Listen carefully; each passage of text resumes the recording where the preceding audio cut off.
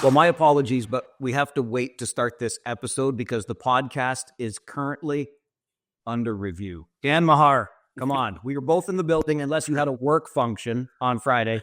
Couple of really long reviews, sucking the life out of the arena in Kitchener. And wouldn't you know, I got to Windsor on Saturday. We're chatting about this in the media room. And one of the officials for the game says, "Oh, yeah, I had the same thing happen in another arena the night before. And I was getting booed because the review took so long." You want to know why it took so long? Because the iPad wasn't charged up. Dan, we've got to do something about the length of these reviews. Well, I was there, Mike, and I got to tell you, there was a comment I heard in the stands which maybe had some validity because there were two reviews. The first one was an offside review, goal was overturned, fair enough. Second one was a goalie interference review, which looked to be quite open and shut case, right? There was clearly no goaltender interference, and someone in the stands posited that because the punishment in the OHL is only loss of a timeout, that some coaches might do that just to get their players a rest. Might have been what the Sioux was doing on that one because it didn't look like there was much hope of that one being overturned, but just a thought. Bottom line here, and maybe that comment is onto something, but we need to put a timer on the reviews. It's that simple from where I'm sitting. I've been willing to start the negotiations at 90 seconds. Could be more. I'm open to that, but some sort of clock, if you cannot decide in that amount of time, we got to move on because the humans are still playing the game and the technology is only getting us so far. We can't have the momentum and the life sucked out of games. And recognizing that in another arena on that same night, the iPad wasn't charged. We had one in Kitchener a couple of weeks ago that had to be rebooted. I know that most of these positions are taken up by volunteers. We just have to build into the pregame routine that it's charged, it's logged into, everything is ready to go if we need it. And if we need it, 90 seconds, maybe 2 minutes. I don't care. Put a clock on it, and that's the end. If you can't decide in that amount of time, the review is over. I'm with you on that one. There's got to be, right? Because you say something like 90 seconds and people think initially, well, that's a lot of time. Sit in a quiet room by yourself and time 90 seconds. That is plenty of time to get it done. And if you can't get it done that time, like you said, just make the call based on your best guess. I mentioned that this came up in the media room in Windsor on Saturday. I want to give a shout out to the Spitfires as an organization. They did a Star Wars night and they did it real well. Like Darth Vader dropping the ceremonial face-off. Well done before the game. They had the laser lights with the Star Wars logo, lightsabers going on. My producer listening back in Kitchener through our headsets was like, it sounds like a movie in there. They did a really good job with it. Although, I'm trying, it was a joke. I'm sure it was a joke when I was described on the video board for 4,500 or so in Windsor to see as the sinister voice of the Kitchener Rangers. You know, here's the thing, Dan. You know why they did that on Saturday? Because I'm not going back this year. We have paid our 2 visits to Windsor for the year. You cowards in Windsor. I'm kidding. It was great.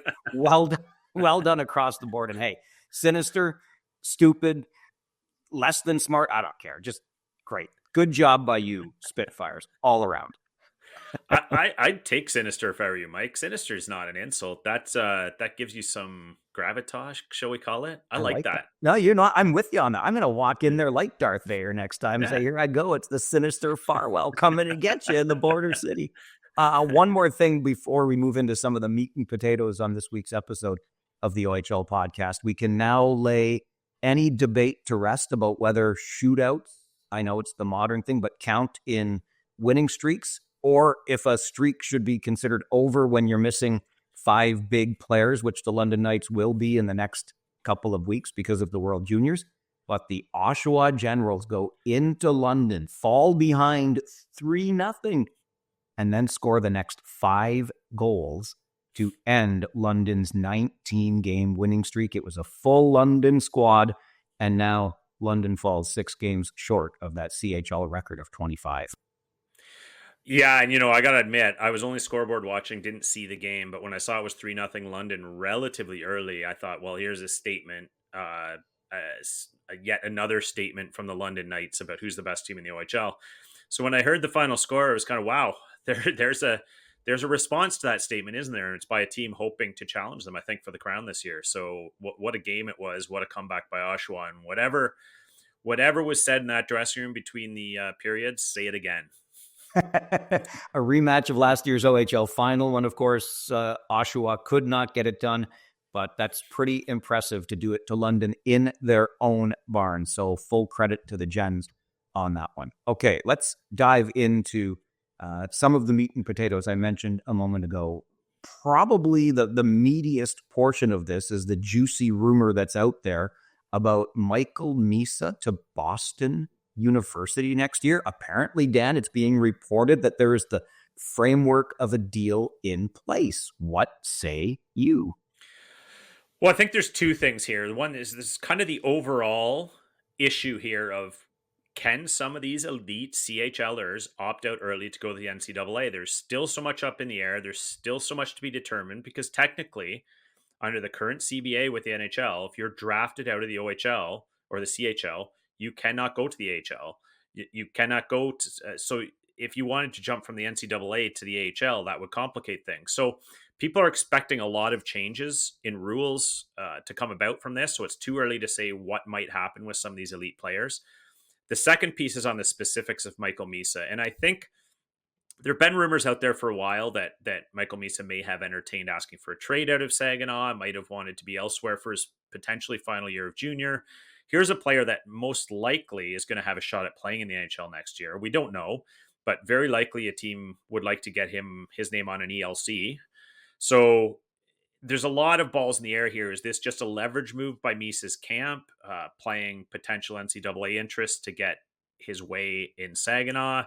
Is that even legit that he has asked out? So there's a lot of things at play here, but you got to figure it's not going to be a widespread issue, I don't think, Mike, because the very select few players that could walk into an NCAA program and play there at 19 that would be recruited, like the first round pick type players, high first round picks, they're going to have interest from the NHL team in signing their real season, playing next year. So I'm not sure this one's ever going to come to fruition, but certainly the rumor mill is heavy around Michael Misa right now.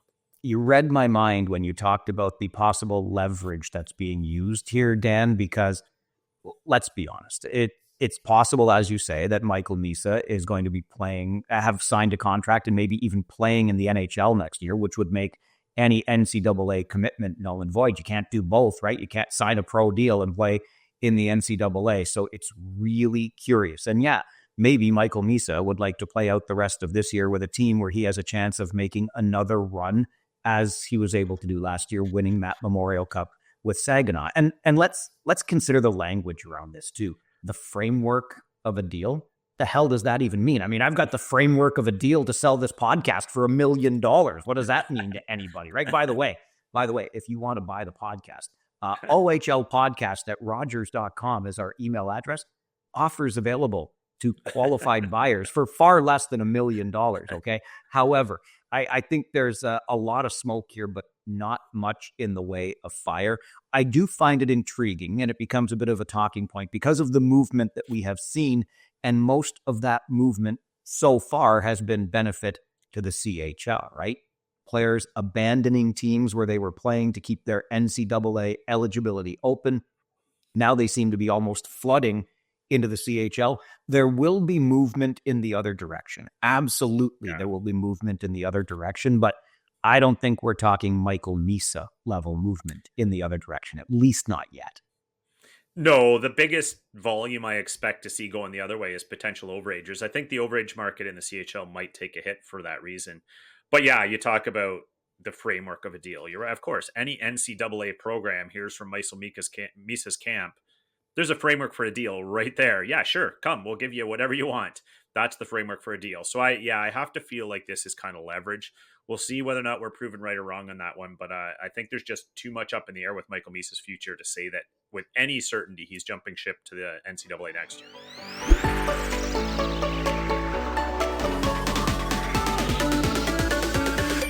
As we approach Christmas, Dan, we're coming up on the midway point of the season, which offers us the opportunity to look back at those preseason predictions, see how we're doing. We'll do that in a more formal sense in the next couple of weeks as the holidays approach. But a couple of teams have jumped out to me, one on either side of the league, either underperforming or overperforming where we expected them to be. Let's start with the team that is overperforming. And I remember when we did our predictions, you and I both looked at the Eastern Conference and started charting things out and realized, this particular team is maybe better than we initially thought, or might finish better than we initially thought. And we both pegged the Kingston Frontenacs to finish 5th in the Eastern Conference. Well, they've been running at or near the top of their division. Basically, since the get-go, they are a force right now in the Eastern Conference. How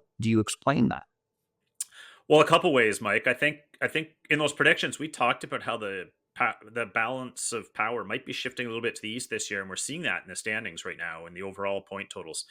I think with Kingston, the biggest explainer for me is they are actually one of the older teams in the league, and age we know translates usually to wins in junior hockey to some degree. Doesn't guarantee you a championship, but it certainly should put you in the mix in the upper tier of that conference. With Kingston, I think you and I both kind of hesitated on the history, right? It's almost like the Sarnia Sting of the East, where they've had a lot of good teams, have a lot of load ups, and just didn't quite get over the hump. So until you see that, you kind of don't want to believe. And Kingston's had their challenges in recent years with goaltending. They've had challenges with injuries. They've had challenges sometimes with coaching even. So we weren't sure what to make of it, but certainly on paper, I think you and I both believed in them enough to put them in the top half of that conference. And I think we're just seeing that, if you look at that conference right now, Mike, it's 5-6 points separating about 5 or 6 teams. So on any given day, that could be third, that could be fifth. So we're right in the ballpark, and it's Kingston's certainly proving the naysayers wrong so far, that they could go be a little better than we expected. There's still a lot of season to go, but you touch on a couple of things that stand out to me, Dan. One is coaching. They love Troy Mann in Kingston, and understandably so. He comes with a solid pedigree. Goaltending, Mason Vicari was the man a season ago. He might as well have played all 68 games with how much they were playing him. Now it's basically a platoon situation with Vicari and Nolan Lalonde in Kingston. I think that helps an awful lot. The team is tied for second in the Eastern Conference with home points. They and Niagara, the Fronts and the Ice Dogs, finish off the weekend with wins to stay in that same area of points on home ice. It's been a little home-heavy schedule for the Fronts so far, but nonetheless. And they've got the second most goals for in the Eastern Conference, which is certainly something that stands out. The power play has been very good. And Cedric Gandon, I think, has been an underrated or underappreciated asset there in the Limestone City. So interesting for sure, but as good as we thought Kingston would be. And what I thought before I started taking a closer look is this was a team that was in the mix for the Memorial Cup a season ago. And usually you think, okay, you're loading up, you think you're good enough to play for a championship, you're going to have a year where you step back a little bit. And that certainly hasn't happened. All we need now is for fans to start showing up at the Slush Puppy place and seeing the team. We've talked about this before. It's a great arena. I think it's a great junior hockey market. For whatever reason, they just don't seem to attract the fans. Yeah, and it's partly that track record too, I assume, plays into it, Mike. But we talked a bit last year too. You talked about some of the players on the Frontenacs that are really bringing it this year. And I talked last week about Andrew Gibson, the Sioux, maybe being the prized defenseman piece on the trade market. And I'm not saying anything about being on the trade market, but I think an underrated, maybe the prized defenseman in the Eastern Conference this year is Quentin Burns in Kingston, just having a phenomenal year. Whenever you see the ledger, he's on the ice for a lot more positive things than negative things. And that's a component in your lineup that just drives the play and it's kind of the backbone to that team. So when you see a guy like him, a veteran like him with some puck moving ability, but also that defending ability as well, that's a cornerstone you can build from. And I think unsung hero would be the term I'd use for Quentin Burns this year. Well, and it always starts from the blue line out, really from the crease out, doesn't it? And I want to make sure that I get this straight because I misspoke a moment ago. The goals for the Kingston Frontenacs, second in the league. They trail only the Saginaw Spirit. Out of all 20 teams. They've got the most goals for in the Eastern Conference. And to the point you just made, the third fewest goals against. And a guy like Burns and the defense as a unit is certainly a key part of that. So then we flip over to the West, Dan, and we find the Flint Firebirds. Now, you were not as bullish as I was on the Firebirds. You had them fifth, much like Kingston in the East. I thought the Firebirds, based on what they did in the offseason, were going to be the team that at least early on said, hey, London, we're not going to roll over for you here. But, oi, if I can just say it that way, for the Flint Firebirds so far this season, it just hasn't been going the way certainly I expected. So maybe it's on us. I don't know what you make of the Firebirds so far. Well, if I could be so bold, Mike, in my predictions, I ended up arriving at fifth, and I was actually tempted to go a slot or two lower. And I'm not saying that in hindsight because things aren't going that well. Is, as I mentioned, the prediction podcast we did, I just didn't see the goals. I wasn't sure where they were going to come from. And unless they were in complete lockdown defensively, which I wasn't totally confident they were going to be, I saw a mid-pack team at best. And you talk about the moves they made in the offseason, Mike. They've had so much turmoil there around coaching and ownership. And again, it's hard to believe in their ability until they straighten some of that out for a couple years running. But the moves they made were a little puzzling to me, much like they were at the trade deadline last year when they picked up Oliver Peer. It's, what are you trying to do here? You're bringing in some excellent players, Matt Mania. You're bringing in like skilled guys suggesting you're going to go for it. But are you really one step forward, one step back when you're then moving out Tristan Bertucci? You're moving out some people that are almost equal caliber pieces. So it suggests to me, is there a cultural or dressing room problem they're trying to fix? Is there just a dynamic they're going for here? Are there requests behind the scenes we don't know about? In my head, it all just played up to some kind of turmoil going on there. And I wasn't quite confident in picking them to do much this year until I saw it with my own eyes.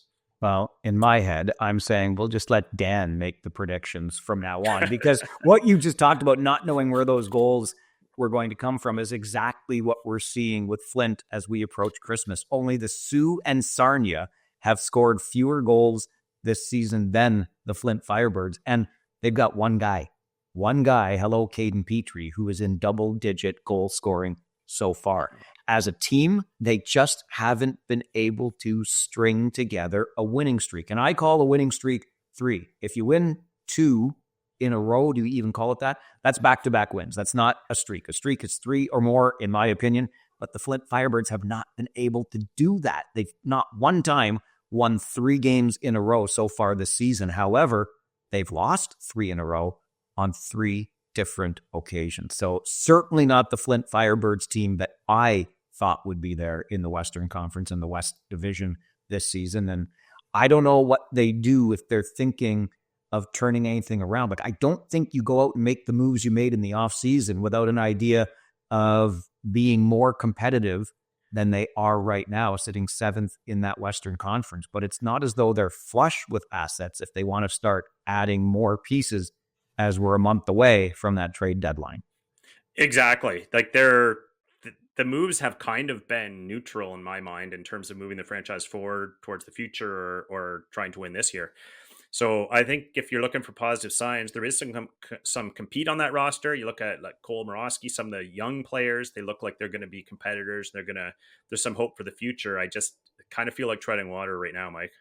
All right. If you say it was a terrible call, but it was a terrible call, should you be fined and suspended for speaking the truth? Plus, we're into the inbox and we are watching your team with the Wraparound as we continue on this week's episode of the OHL podcast.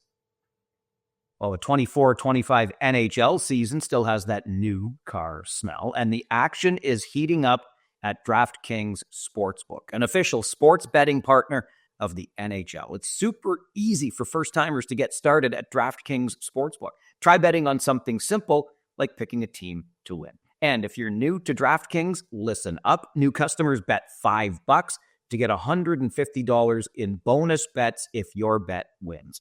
Download the DraftKings Sportsbook app now and use code THPN. That's code THPN for new customers to get $150 in bonus bets if your bet wins. When you bet, just $5. Only on DraftKings, the crown is yours.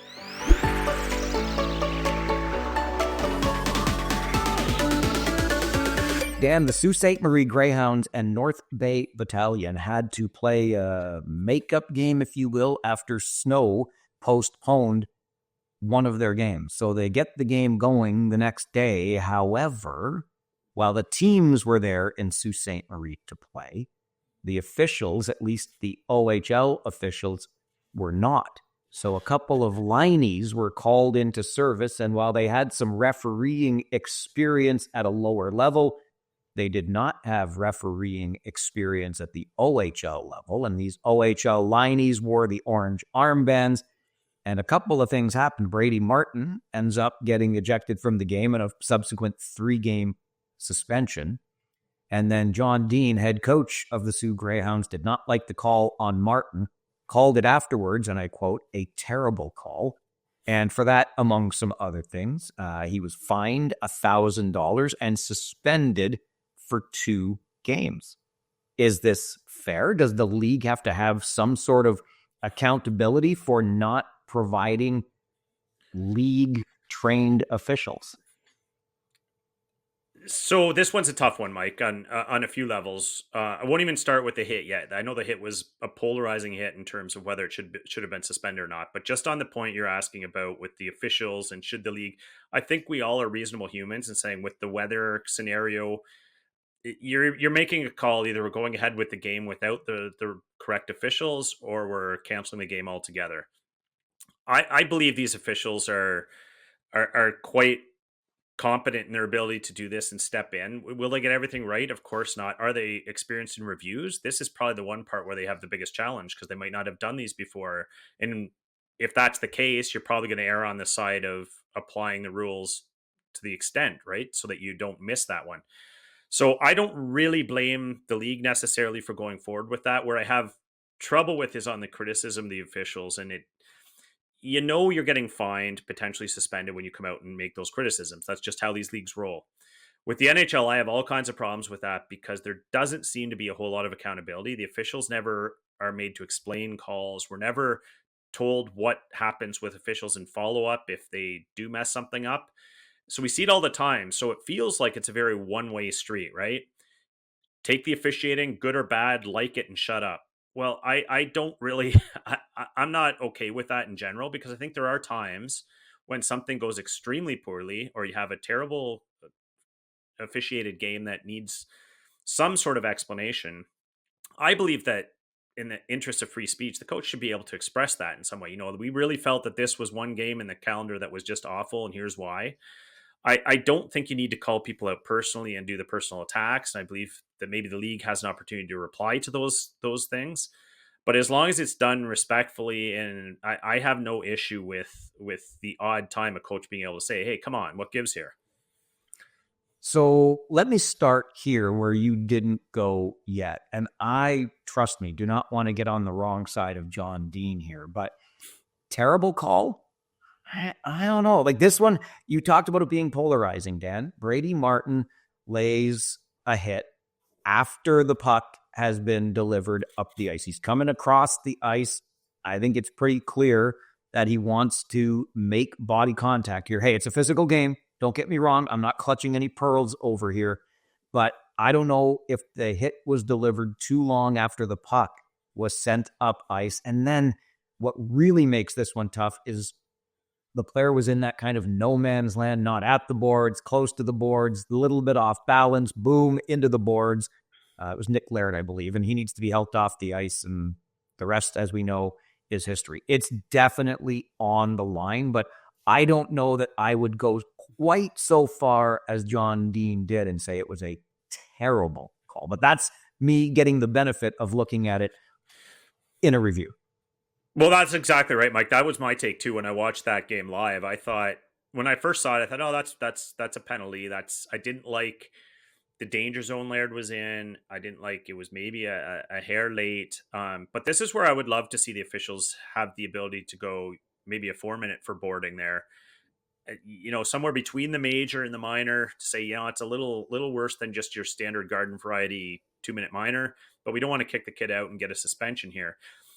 What I will say, so I have no issue with a penalty there, maybe even a little harsher penalty than the minor. What I will say, though, is Brady Martin's a player high on the radar of NHL teams, and that hit would never be called in the NHL the way the NHL play, the way the pros play. He's trying to play that pro game, finish his hits, get a piece of guys, be physical out there, be in their heads. So it's hard when you're seeing what is probably illegal play at the highest level, saying, "Well, I'm not sure that's okay at the OHL level." But yeah, I'm with you, Mike. I wouldn't have called that a terrible call by any stretch. And if we don't get them playing the game at the NHL level or in the NHL way at this level, they're going to get eaten alive when they get to that level. So that's an excellent point by you. Coming back to the criticism here, I'm 100% with you. I remember us getting into this last year. Look, Dan and I put ourselves out there through this podcast. I put myself out there through my broadcast. You can email us anytime, ohlpodcast@rogers.com. And if you want to tell us how terrible we are, you can do that. You won't get fined. You won't get suspended. You can still listen. It is a free country that way. So by all means, when you're putting yourself out there, I think you have to be able to deal with a little bit of criticism. But to take this even further, and I don't think, honestly, if the worst that John Dean said was, that was a really terrible call, come on. Like that's what we're fining $1,000 for these days. I'm not 100% sure about that. But to take it a step further, I do think the league has to be held to account to some degree here. I recognize that there is a lot of money at stake, yes, even at this level. So postponing a game for a second time is a big, hairy deal. I get that. So you want to protect the business interests of the league. You want to not have to reschedule games. Whatever would have to happen, it's going to be costly. But you have to weigh that against the integrity of your game. And I'm not trying to pick on the four-man crew that was in Sault Ste. Marie. But again, they were not OHL-trained referees. They were lineys, but not referees. And I think the league has to weigh very carefully their product, the importance of these games, the points that are available to the teams, et cetera, and say, if we can't provide an OHL-approved or an OHL-trained officiating crew, the game can't go on. Costs be damned. I think we have to at least give that some thought in the wake of what happened, because quite frankly, that was the worst possible outcome. Fair enough, and maybe that's a decision they make, but I think I'm willing to give these officials a little bit of credit as well, and whether it's a referee stepping in to do the lines work, which has happened before, or vice versa. No, they're not as experienced in doing that job. No, they're probably not as good at it as their regular counterparts. Having said that, I don't look at this example and say, well, these guys really blew it. I think what the league probably should have done here is, instead of just sticking with kind of standard, fair, automatic type suspensions that go with these types of calls, maybe recognize that Liney's made this call and after the fact say, you know what, let's review this. He got the 5 minute in the game. That was a harsh penalty. He got kicked out of the game. Let's really have a look at this and see if there's a suspension warranted. I believe that's what they did. So this isn't on those lineys that called that game. This is a league call that looked at that hit after and said, you know, it was worth 3 games. So if that's the case, why are we blaming those linesmen that stepped in to do the job? That's, I don't know. I this one I'm a little bit on the fence on. All right. And you're allowed to be there. Again, it's a free country. If you think it's terrible that Dan's on the fence, send him an email and tell him that, okay? Speaking of emails, to the inbox we go, ohlpodcast@rogers.com. We love hearing from you on the show. Nick writes, hello, Mike and Dan. I always enjoy your episodes, no matter how long they run. For many reasons, I wish you would produce 2 episodes per week. Keep up the great work. Slow your roll there, Nicholas. Slow your roll. But we always appreciate when you start with flattery. Nick's got some expansion picks for us, Dan, beginning on the Canadian side, because he's a Northern Ontario boy. Belleville, Chatham, Cornwall as 3 Ontario teams to join the league. I think we've talked about all of them. I will say right off the bat, yes, yes, and yes. What about you, Dan? Yeah, 100%. There's a little nostalgia in me. So yeah, first of all, thanks, Nick. Appreciate the kind words. But that those choices, I think if you ask Mike and I and put a gun to our head, those are the ones we'd have teams there next year. Terrific markets, terrific history, 100%. So yeah, I'm with you on those, Nick. But if you want to just go on a slight tangent here, just a little smoke to the rumors here. Jeff Merrick reporting that the OHL delegation did visit Muskegon. potentially having the USHL franchise join the OHL next year pretty much verified that the delegation was there. So not sure if those markets you just listed are top of the priority list, but I would love to see it. Listen, if we're talking expansion, I too would love to see it in those cities. Great picks, Nick. Belleville, Chatham, and Cornwall. On the U.S. side, how about Kalamazoo, says Nick. Again, there's a history there and a good one when it comes to hockey, not OHL hockey, obviously. And if we're adding Muskegon on the Michigan side, do we need more in Michigan? But hey, why not? There's a whole lot that would make sense there, geographically speaking. I won't dismiss the idea out of hand. Dan, what about you? Well, I wouldn't dismiss anything out of hand in the Michigan market. Michigan's a hockey hotbed, is it not? Like across the state, really. And I'm not going to profess to know all the ins and outs of ownership situations and even what would be required to upgrade arenas in all those markets like Kalamazoo. But the one thing Nick is absolutely right about is that there's a history there. There's a fan base there. Those are things right off the bat that kind of pique your interest, and they're kind of natural rivals to a couple existing teams. There's all kinds of reasons that those things might fly. So I think we've historically looked at roadblocks and say, well, the arena would need 8 million upgrades or those types of things to say it's never going to happen. I think if Brian Crawford is hinting at anything right now, it's that they're looking at what is possible, not what is not possible. And I think they're willing to consider things that they might have to grow into a market. Maybe it's a substandard arena for a year or two, but they're considering everything. So I think in that regard, we have to consider places like Kalamazoo and the others legit. Nick says that it would complete if Kalamazoo joined the league his Michigan triangle of Detroit in the NHL, Grand Rapids in the A, and then Kalamazoo in the O. And his wild card pick also in Michigan, and he says it this way: it would be a quick trip to Flint, Saginaw, Sarnia, Windsor, and about 4.5 hours to the Sioux. Going east, about 5 hours to Erie if we went to his wild card in Lansing, Michigan. I think for the same reasons you just mentioned, Dan, Michigan makes a whole lot of sense. Oh, does it ever? Just look at the support those men's hockey teams get at Michigan State and University of Michigan, right? And you talked about Grand Rapids and the AHL, and you talk about these various franchises that exist throughout the state of Michigan. It is hockey country, and I think that there's a lot of potential there that could fly. So before anyone snickers or laughs at any of these markets, I think the geography plays out. Lansing is really not that far from the border, really, and the other rivals that you just mentioned. So I don't know what the OHL is looking at. I think they've got their hands full with these potentials from the USHL and some in Ontario, but don't discount any of the things that we're talking about in Michigan for sure. We could call them the Lansing Tire Irons to go along with the Lansing Lugnuts baseball team. How's that? All right. Staying in the inbox, great email from Orhan up in Ottawa. Dear Mike and Dan, I've been an Ottawa 67s fan since 2008 when I went to my first OHL game. I love watching junior hockey because I get to see tomorrow's NHL stars today, and it's fun to watch them in the NHL and think, I saw them when they were unknowns. That's what makes this game great, Orhan. Good on you.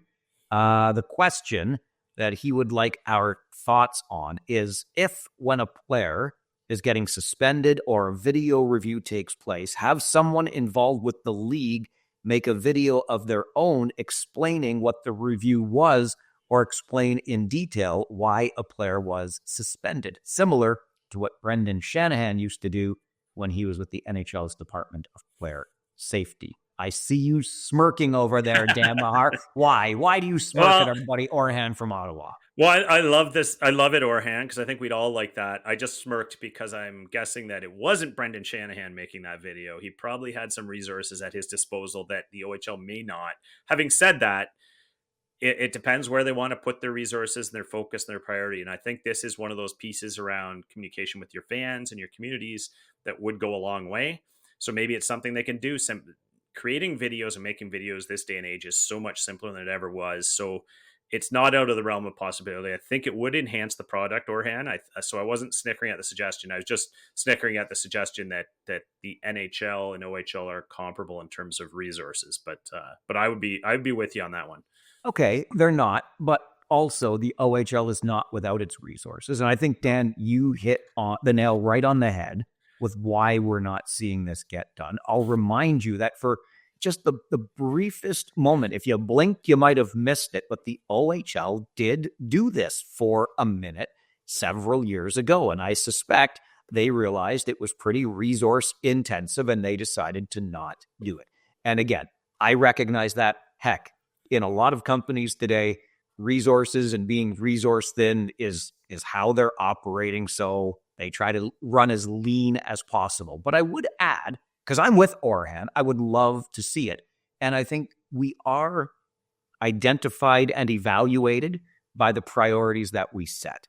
And if we think this is a good way of engaging with fans, keeping players, teams, and fans, showing that transparency, keeping them engaged in the game at this level, I think that is a priority that we might want to celebrate, and it would be worth investing some resources in. So maybe we'll just use Orhan's email as an opportunity to say to the league, hey, people, your fans, some of the observers of your game on this podcast and elsewhere would probably like to see that level of detail. Maybe it's worth investing in, because as Dan just said a moment ago, it ain't as difficult as it was even 5 years ago, given the technology we have today. So let's show what our priorities are when it comes to sharing this information clearly with fans and teams alike. Yeah, for sure. And I'd be interested, Mike. You talked about how they did it for a minute a couple years ago, and I remember that and thinking, well, this is great. It's enhanced communication, it's enhanced explanation, it draws fans in. I'd be interested in the reason why it went away. I mean, we're making the assumption it was based on how resource intensive it was, and that's probably a fair assumption. I wonder if they heard any feedback from teams, players, agents, that type of thing about shedding light on these types of things. I don't know. But I'd be interested to understand why the decision was made and if it's possible that it could come back.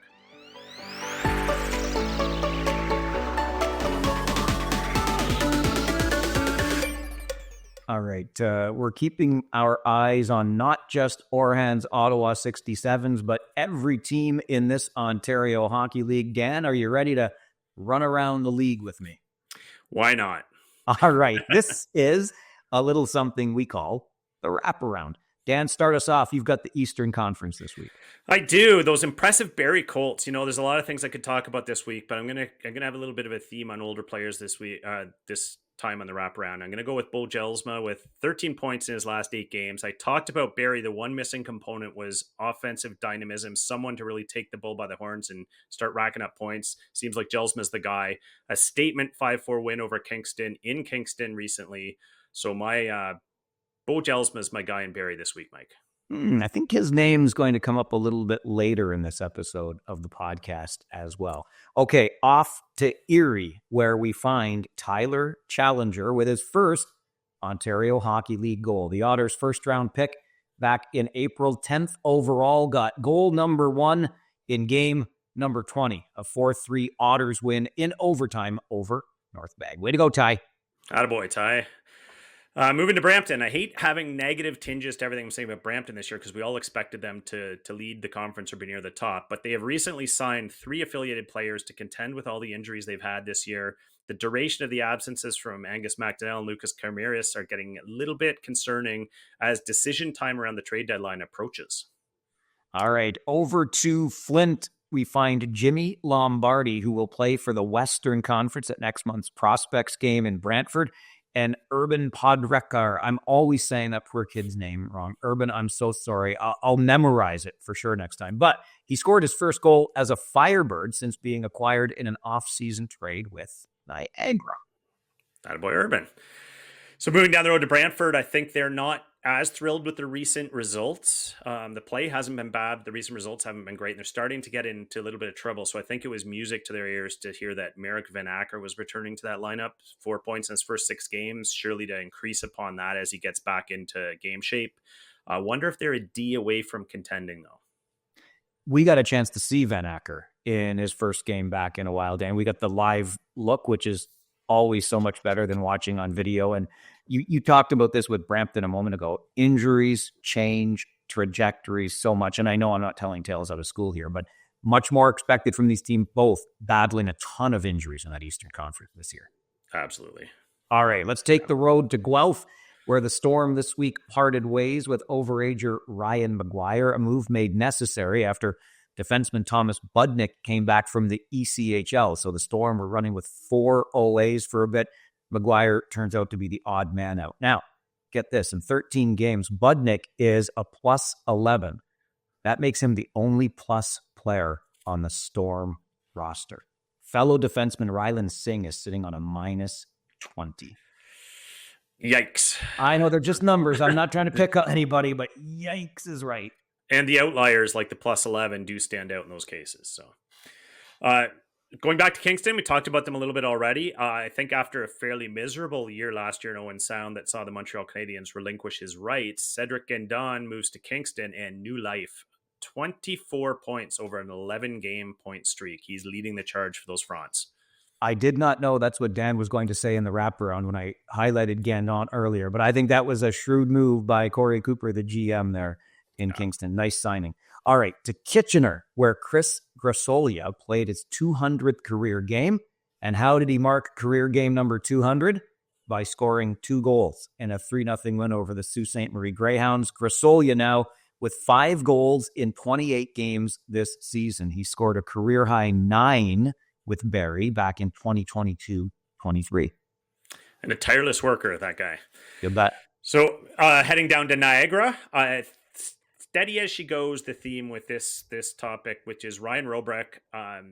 23 of his 28 games, he has points. So he's showing up on the score sheet pretty steadily all year for a total of 38 points on the season for a late 2007 birth. Not bad, Ryan.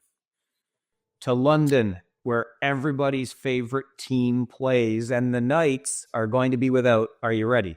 Get a checklist. Easton Cowan, Denver Barkey, Oliver Bonk, Sam Dickinson, Casper Haltinen for the World Juniors. That's 3 of their top 4 scorers and 42 goals out of the lineup overall. Henry Brustevich, by the way, will also play in the top prospects game next month. And kudos to you Knights fans for donating a record, almost 16,000 stuffed animals in this year's teddy bear toss. Pretty cool. Very cool. Very cool. All right, moving to North Bay. I got a little bit of a personal touch on this one, Mike. So Andrew and Jacob LeBlanc drafted into the league by Kitchener, the hometown of one Ben Sire, who I played. It was a teammate of mine as a child. Now, Andrew and Jacob LeBlanc signed next year to attend Princeton University, where one Ben Sire is the head coach. So get out of town. Hockey circles You're are small. making this up. Stop it. I am not. So Andrew and Jacob, please give Ben a hard time next year. I love it. I love it. Okay, to Owen Sound, David Bedkowski, Harry Nancy, and Matthew Kaprowski will compete at the top prospects game next month, while Carter George says he wants to be Canada's #1 goaltender at the World Juniors. Of course, that's what he's going to say, and so he should. George leads the OHL in shots against with 793 and saves made with 718. He has made more than 40 saves in a game 7 times already this season.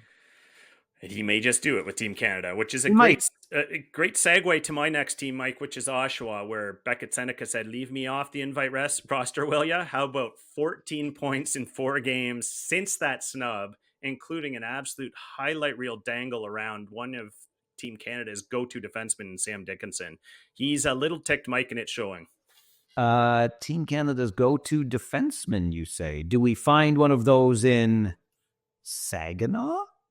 That's where we're headed now. Originally seen as a snub, Hockey Canada now calling upon Zane Parekh for the World Juniors. Parekh sits 3rd in OHL scoring by defensemen with 34 points. He's got 5 goals and 13 assists for 18 points in his past 10 games alone. And those names, Seneca, Parekh, likely to come up again a little bit later in this episode of the OHL podcast. You know what we're going to talk about. All right. And, the theme of guys getting their due and getting their invites. When I go to the Ottawa 67s, Mike, I love when some acclaim goes to the defensive players who don't light up the score sheet. So it was great to see Caleb Deitch added to the top prospects game along with teammate Philip Ekberg, using his 6'3" frame to clear the crease and keep pucks out of the net. So great for Caleb. You mentioned earlier that you don't like to dwell on a negative side of things. It's hard, though, when we head to Sarnia, where we find some really tough times for the Sting. They have lost 13 of 14 games dating back to November the 6th. Their only win has come in a shootout. Sarnia has allowed a league-leading 130 goals against. Tough times, tough times. Well, how about we turn some of that negativity into positivity, Mike? Because when we go to Peterborough, do you remember that four win pace that you weren't sure they were going to hit? And I assured Peterborough fans, well, how about they're already at 5 and in every game? And it was great to see Blake Gowan rescue Teddy Bear Knight with a late goal. Things are turning the corner in Peterborough, Mike. Is it just me? Or yeah, they're starting to be a really tough out right now. So way to go for sure.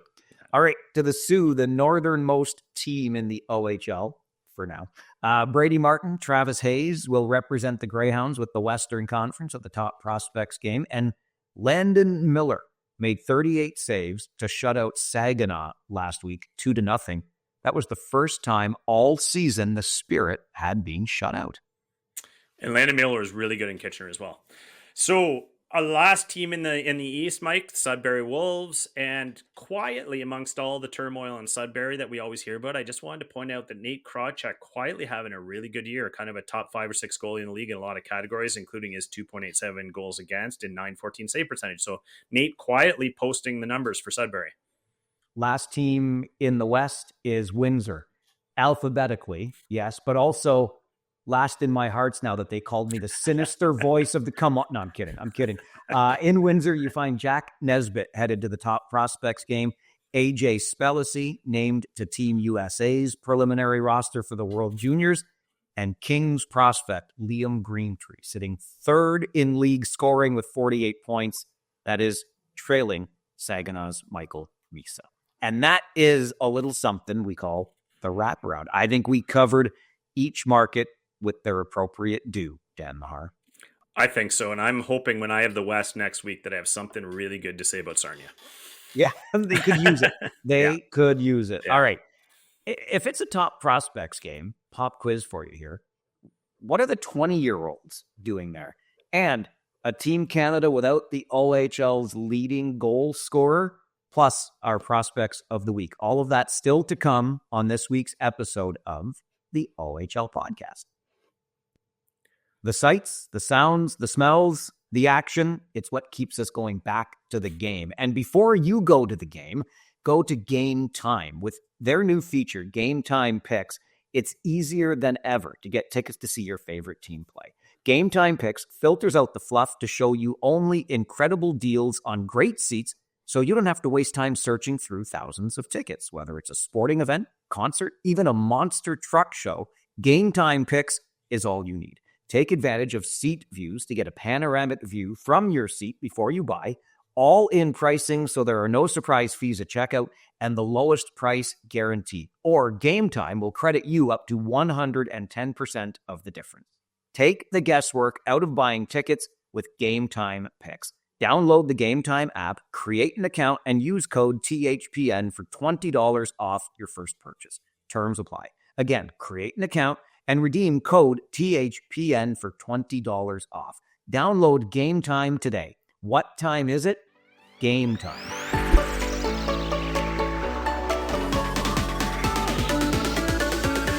All right, Dan Mahar. It is a top prospects game coming up in Brantford. Let me run down some names for you. Michael Misa, Malcolm Spence, Porter Martone, Jake O'Brien. Kinds of guys you'd like to see. Kinds of guys you've probably heard referenced as top prospects and prospects of the week on this very podcast. But hang on. What are Bo Jelsma, Jacob LeBlanc, Sam Alfano, and Adrian Misseljevic doing with those guys at the prospects game? We have 4 OAs, a couple of graybeards, some 20-year-olds at the top prospects game. Give us with that. Well, this is really an NHL event, correct? And I've heard that the NHL asked if they could have a couple 04 borns on both teams just to get a second look at these guys, because every year there's a couple guys that were missed in their draft, late bloomers, whatever you want to call it, that start to show up in their away year. Do you remember Arbor Jack guy? Do you remember players like that? So they they wanted to get a look at some of these guys they're performing and just see what they look like at on this stage. So I know some people had a problem with it, saying, well, how is it fair to the 07s to have to go up against 04s? Well, they're doing it anyway during the league. I have no problem giving these guys a second shot. Some of them, due to injuries or other reasons, didn't get to show their stuff in their draft year, and a couple of them will earn contracts as a result. So as long as it's just a small number, I don't have an issue with it, Mike. Well, geez, it's funny. I wish we didn't agree so emphatically on this, but I'm 100% with you. I mean, you could make the argument that the scouts who have asked that these 20-year-olds get the chance to play at this prospects game, you could make the argument that those scouts can scout these 20-year-olds at regular league games like they have all along and find the Arbor Jackas of the world, et cetera. But why not? Give them a chance to strut their stuff with some of the best in the game, put them into the showcase kind of event. And as you pointed out, it's kind of an NHL run thing. If this is what the scouts ask for, if this is what NHL Central Scouting says should be the case, then make it the case. And frankly, whether you're 17 going on 18 now or 20 going on 21, it's entirely possible that you end up playing against one another 10 years from now when you're 30 going on 31 or you're 27 going on 28. So it's okay, guys. Everything will work out just fine, and we'll get to see some of the very best in the game playing with one another. I think I'm perfectly okay with it. Perfectly okay with it. Me too. And it even gives the scouts a chance to look how those 07s perform against older kids. It's not just against their age group and their cohort. But yeah, I don't think we hold it against everyone just because they didn't blossom in their draft year. A lot of kids don't at 17. So yeah, it'll be an interesting dynamic this year, Mike. Of all the times for me to not have a hot take ready to go, just to stir the pot with Dan Mahar, I missed my chance right there. Okay, maybe we can find something to stir up right here, because it wouldn't be almost Christmas if we weren't looking at the invite list, particularly for Team Canada's World Junior roster, and saying, you didn't take this guy? You didn't take that guy? Zane Parekh, whose name has already come up in this podcast, and Michael Misa, whose name has not yet come up in this podcast, but it did just now, the league's leading goal scorer. How do these guys, Dan, not end up on the list for Team Canada? And are there any other names that surprised you by their absence? Well, those are certainly the hot ones, right? And you know, so there's a couple issues I have every year historically with Team Canada selections, and it's just that we know they lean heavily towards players that participated in Hockey Canada's program of excellence in previous years, and the U17, U18 teams. Those kids get favoritism. Also lean pretty heavily towards the WHL. This is a strong year for the OHL, so it's doing well. So those biases, those inherent biases, kind of shape their invites, and every year there's a couple good players left out. I would say this year is as crazy a year as I can remember for extremely high-end kids being left out.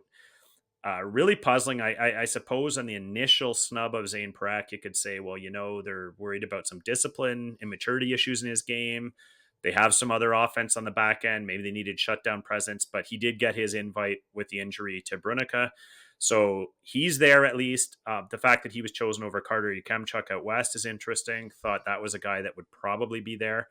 So there are always huge snubs, but I mean, you're dealing with the top 20 kids in the country, so it's an exclusive club, Mike. I think you touched on part of the reason we're not seeing Misa when you were talking about coming up through the program of excellence. You'll remember Misa is a gold medal winner at the Hlinka in 2023, but he skipped the tournament this past summer after having a long season winning a Memorial Cup with Saginaw. I can't help but wonder if that didn't factor in to his not being invited here to the World Junior Camp. Zane Parekh, the fact that he is there now is a good thing as far as I'm concerned, because Dan, isn't that exactly the guy you want running your power play at the World Juniors? If I'm Canada, that's who I want running my power play.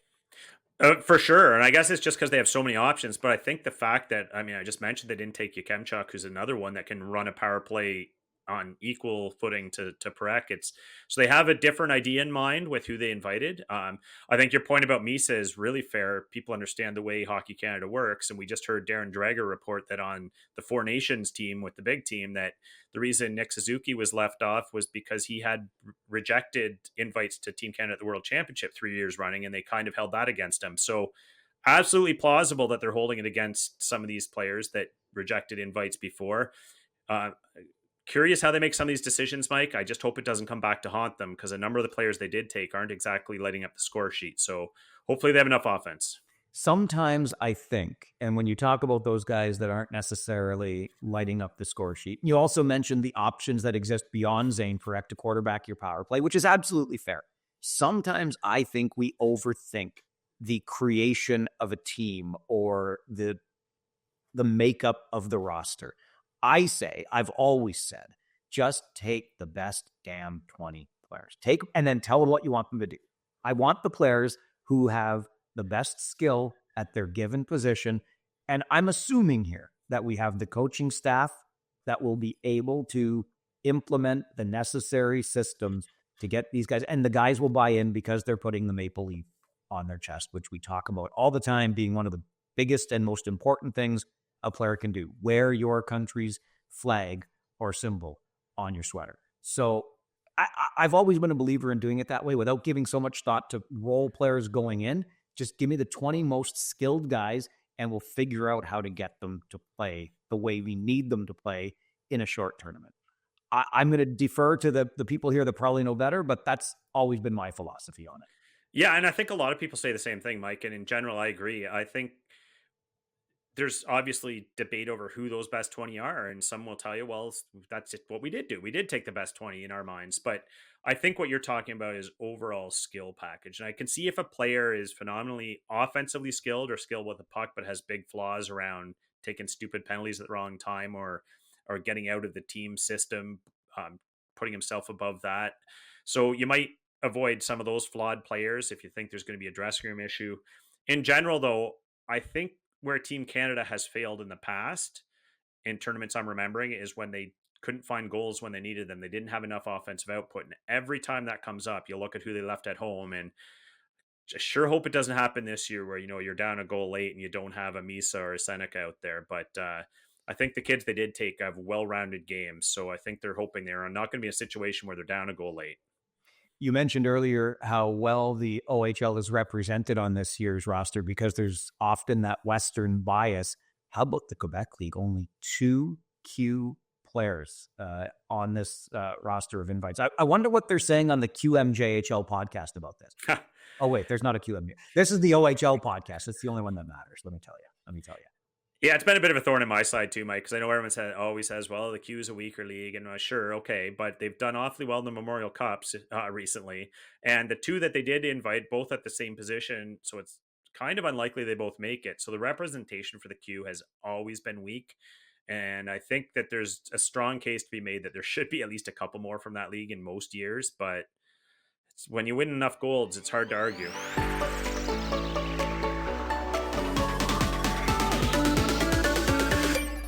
We always like to leave you with a couple of players that have caught our attention this week that we are also hoping are catching the attention of the scouts as we look ahead to next June's NHL draft. We call this our prospects of the week. Dansky, who you got?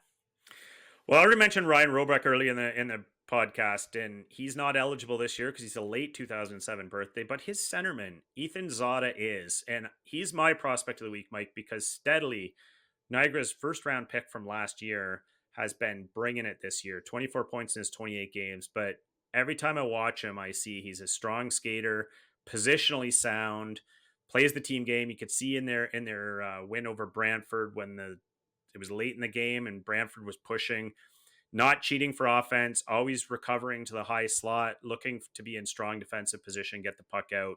So Ethan Zada is my guy this week, Mike. Niagara's going to hang on, aren't they? They're going to hang on to a top 4 spot here. I'm not saying hang on to playoffs. I had them missing again this year, I know. But boy, oh boy, every time I feel like it's starting to go the other way, Ben Boudreau gets those guys going right in the right direction again. I don't know. I'm starting to feel as though they've settled into where we will see them. And I don't know how much further they slide down, but they've been a very competitive team, and they haven't let skids get, into long losing streaks here. Yeah, and I think we're torched by the past, right? Neither one of us wanted to be too high on them based on past results, but I think when you look at them on paper, and there's a lot of flash in that lineup. There's some veteran presence. So yeah, I had them making the playoffs, not quite as high as fourth, but we'll see. I think they're almost a lock for playoffs the way they're playing.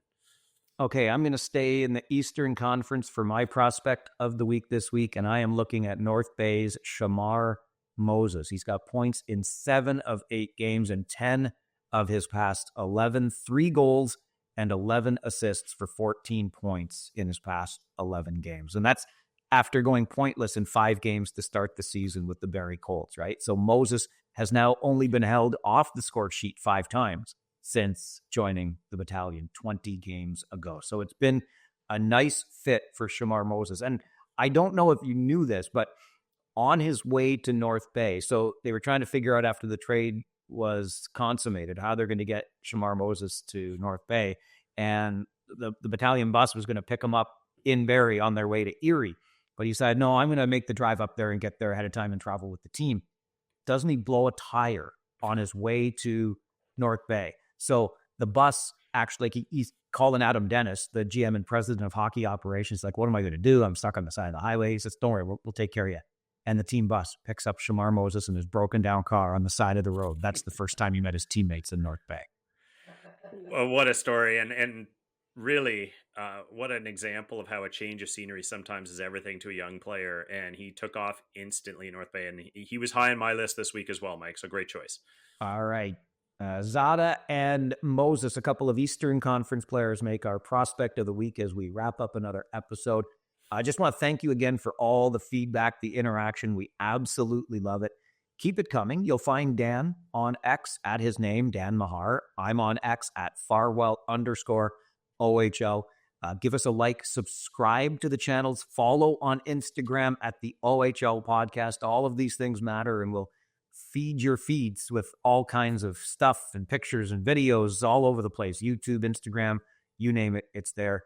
Send an email anytime. OHLpodcast@Rogers.com, and we will be back in your ears next Tuesday.